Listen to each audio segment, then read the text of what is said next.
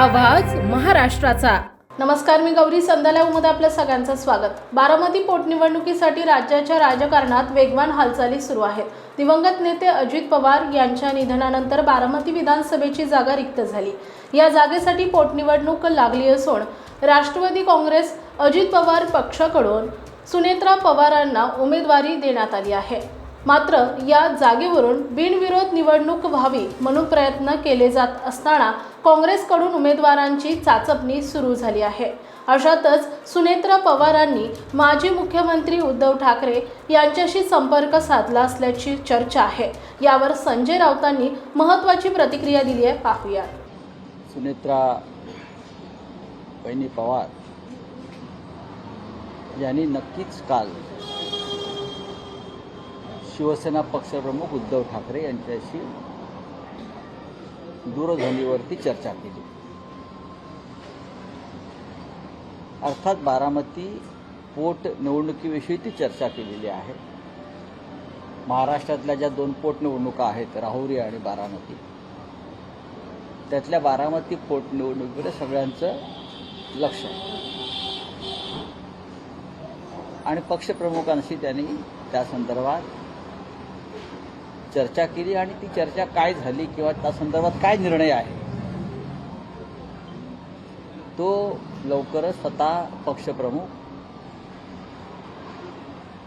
पत्रकार परिषद घेऊन आपल्याशी संवाद साधला। सुनेत्रा पवार यांनी उद्धव ठाकरेंकडे पाठिंब्याची मागणी केली आहे। नक्कीच पाठिंबा असताना काँग्रेसची मात्र भूमिका आहे। काँग्रेस निवडणूक बारामती पोटनिवडणूक लढण्यावर ठाम आहे। त्यांचे प्रदेशाध्यक्ष म्हणतात आम्ही ठाम आहोत आणि आमच्याकडे ती प्रोसेस पण सुरू झाली। हो, मी सुद्धा माहिती घेतली की त्यांनी 4 ते 5 उमेदवारांच्या मुलाखती घेतलेल्या आहेत। उमेदवार ठरवण्यासंदर्भात त्यांच्या पक्षामध्ये हालचाली सुरू आहे। हा त्यांच्या पक्षाचा एक निर्णय आहे। महाविकास आघाडीत जरी असलो, आता उद्धव ठाकरे साहेब सुद्धा काय निर्णय घेतात एकत्र बसून हे सुद्धा आपल्याला कळेल। शेवटी महाविकास आघाडी आहे आणि उपमुख्यमंत्री सुनेत्राताई पवार यांचे जे पती अजितदादा पवार हे माननीय उद्धव साहेबांचे मुख्यमंत्री असताना अत्यंत विश्वासू आणि निकटचे सहकारी होते, असं उद्धवजीने वारंवार आपल्याला सांगितलेलं आहे। त्याच्यामुळे मला असं वाटतं की माननीय उद्धव ठाकरे साहेब आपल्याशी या विषयावर बोलतील।